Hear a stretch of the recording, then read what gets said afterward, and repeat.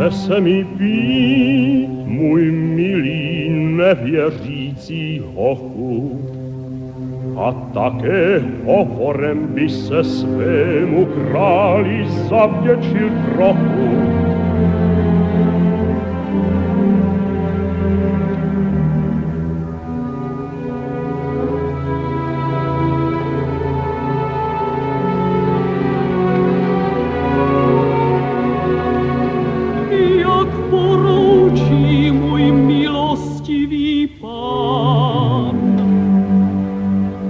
Neostýchej se, můj štíhlý číšníku, usedni proti mně a nalej si také sám.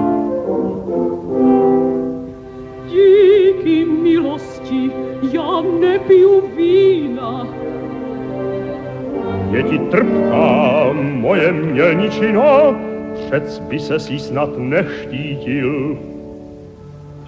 Ne, totiž chtěl jsem říci, už jsem pil.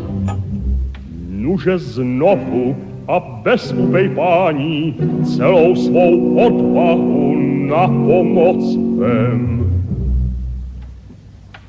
Na zdraví toho, co milujem.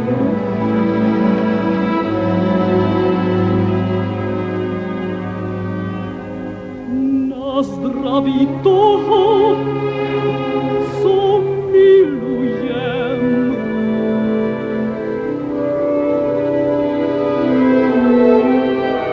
Můj poslušný hochu, nech, prosím, nech.